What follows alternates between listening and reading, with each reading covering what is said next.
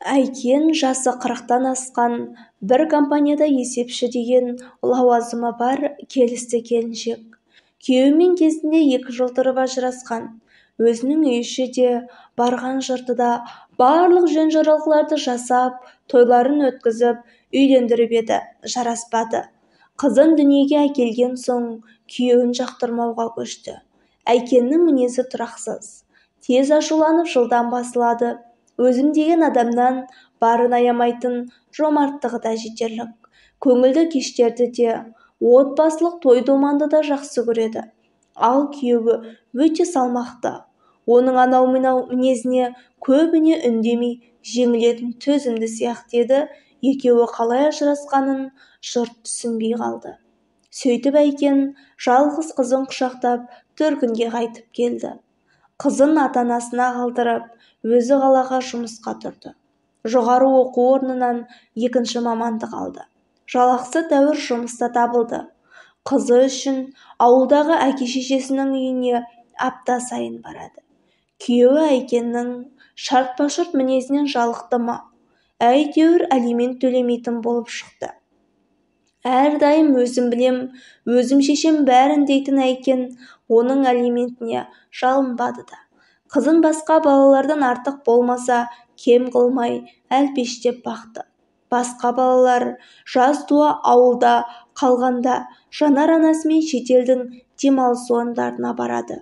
Тіпті шетелге бармады дегеннің өзінде басқа облыстардың табиғаты тамаша демалыс орталықтарында 10 күн бойы демалады. Ауыл балалары әрі кетсе аудан орталығын көрсе, Жанар каникул сайын Алматы мен Астанаға қыдырып барып, қаладағы түрлі мейрамханалардан дәм татып дегендей ел ішпеген ішіп, басқа кимегенді киіп, баршылықта өсті. Әрине, жалғыз қызын үлде мен бүлдеге бөлуде төбесінен ақша, өзінен өзі құйылды деуге болмас. Әйкен жалақысы аздық еткен соң, кешкі уақытта істейтін тағы бір жұмыс тапты. Қашанда той-думанды жақсы көретін Әйкен қызынан да барын аямады. Туған-туысында жиі-жиі қонаққа шақырады. Өзі дегенін айтып қалуға тырысатын ол, шартпа-шарт мінезін, айналасынан жасыра алмайтын әдетін Әйкен 40-қа толғанда да қоймады. Қызы мектеп бітіріп, жоғары оқу орнына түсті. Ақылы оқу болған соң, Әйкеннің шығыны еселеп артты. Қызы болса дайын дүниені ғана білетін, ақылсыз емес, еңбекқор болып өскен. Сабақтан тыс уақытта қабілеті келетін жұмыс тауып, оқуының ақшасын өзі табуға бейімделді. Қандай нәрсе болса да, бәрін тез шешіп, жылдам реттеуге үйренген Әйкен күйеу мәселесін талқылап, Жанардың күн сайын құлақ етін жеді. Күйеуді қалай таңдау керек, оның туыстарымен қалай сөйлесу керек деген мәселелермен қатар, сені басынып кетпеу үшін бұлай істе деп, өркөкірек болудың да жөн-жосығын үйретуді ұмытпады. Содан болар, Жанар да анасының тәрбиесіне сай, ешкімнің ақылын қажет етпейтін, өзім білем деумен ғана жүреді. Біреу Жанарға мұның дұрыс емес деп жол көрсетсе, басы бәлеге қалады. Дүниедегі ең ақмақ, артта қалған кісі әлгі адам болып шығады. Сондықтан жақындары да, таныстары да Жанарға ауыз ашпайды. Жанар тұрмысқа шығатын болды деген хабар Әйкеннің бүкіл туыстарына тарады. Ешкімге дес бермейтін мінезімен қалай тұрар екен дейтіндер де болды. Жанардың таңдаған жігіті Ернар, заңгер, көрнекті мекемеде лауазымды қызметі бар, өзінен 3-4 жас үлкен азамат екен. Ата-анасы да қызметкер, үйі, көлігі бар дегендей материалдық жағдайы жаман емес. Жанар мен Ернар танысқан соң, 1 ай ішінде үйленуге шешім қабылдады.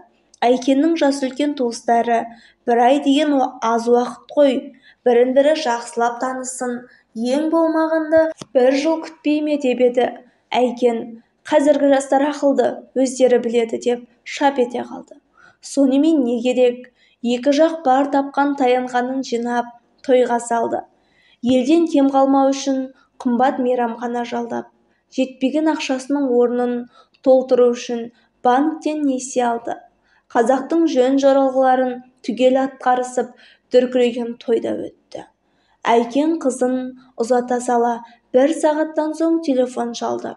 Жағдайын сұрамақ болып хабарласқан ол Жанармен 20 минут сөйлесті. 2 күннен соң жігіт жақ той өткізді. 2 тойдың арасында Әйкен қызымен телефон арқылы 10 шақты рет сөйлесті. Кеткен қыз кетті, барған жеріне сіңсін мазалама деген үлкендер ақылын айтып еді.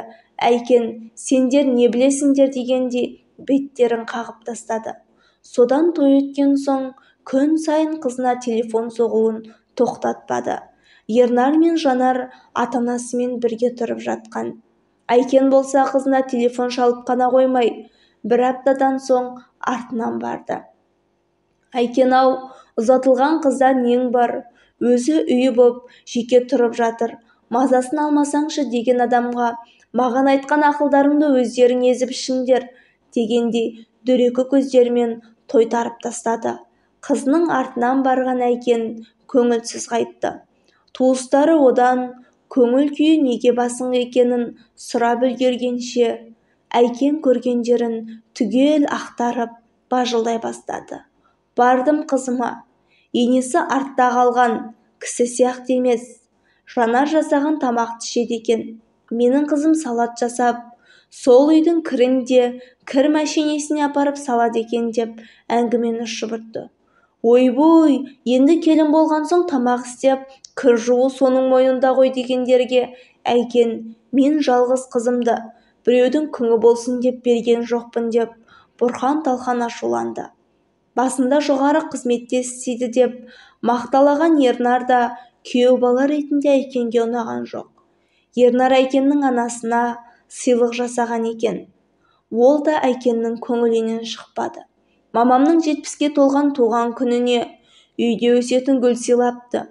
Ақшасы жоқ жарымаған деп күйеу баласын жамандап жүрді. Әйкенге Жанардың барған жерінен бірде-бір адам ұнаған жоқ.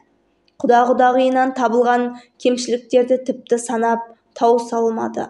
Туған туыстың ортасында да, жұмысында да жамандап отырды. Қызының өзінің көңілінен шықпайтын адамдармен бірге тұрып жатқанына риза болмаған Әйкен енді Жанар мен Ернарды өзінің қасына көшіріп алды. Құдағиы іштен наразы болғанмен үндемеді.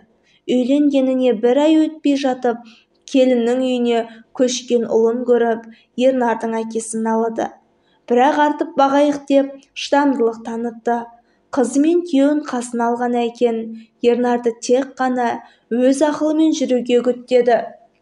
25-ке келген қызметкер жігіт, жас бала сияқты тек қана Әйкеннің айтқанымен жүруге міндеттелді.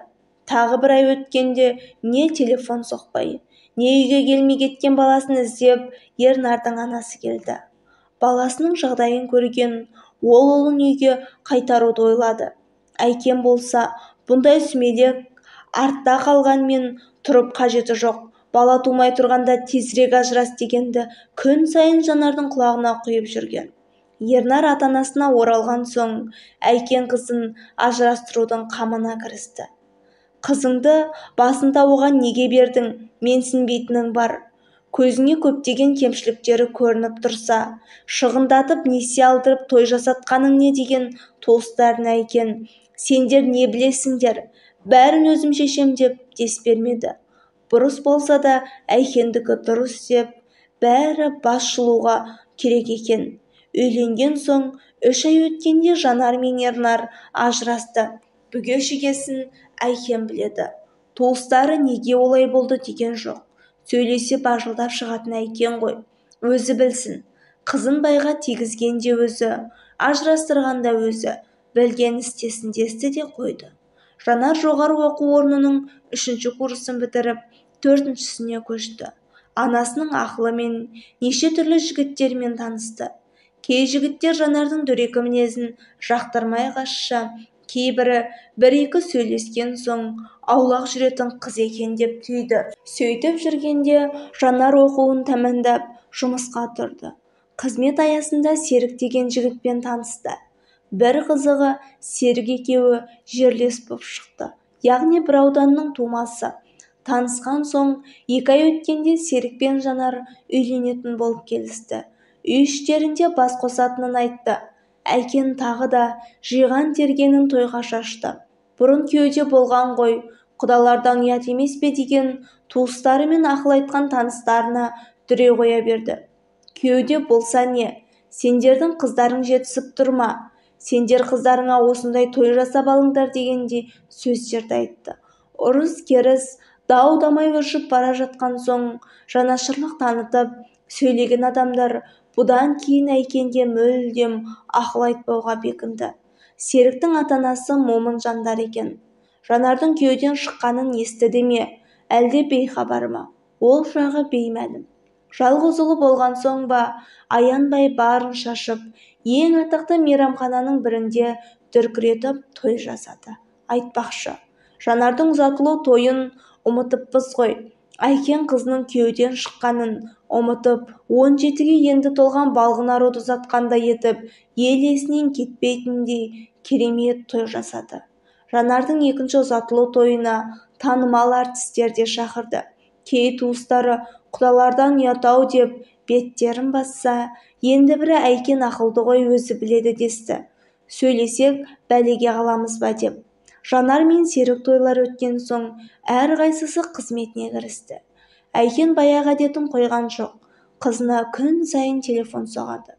Үйлену тойы біткен соң 15-ші күн Әйкен қызының үйіне барып, тұрмыстарын тексерді. Әбүйір болғанда Жанардың ата-енесі бөлек тұрады екен. Келін баласын жаңадан алған үйге кіргізіп, ескі баспанада өздері қалған. Әйкен күніне 2 рет Жанарға телефон шалады. Не істеп жатырсың? Күйеуің жұмыстан қашан келеді? Енең келді меген сұрақтарды күн сайын қайталайды. Өзіне қосымша көлік керек болғанда күйеу баласын шақырып алады. Құда-құдағиы не ойлайтынына Әйкен бас қатырмайды. Жалғыз қызына 2 ұзату той өткізген Әйкеннің бұдан кейінгі әрекетін бағып туыстары жүр. Әйтеуір қызы мен күйеу баласын ажырастырмаса болды да. Иә, өмірде дәл осындай әңгімелер өте көп. Кеткен қыз, шыққан қыз шидан тысқары деп бекер айтылмаған ғой қазақта. Қыз кеткеннен кейін оның өміріне араласу, ол мүлдем кереғар ұғым деп ойлаймын. Әңгімеден түйер ойымыз өте көп екен. Назарларыңызға үлкен рахмет.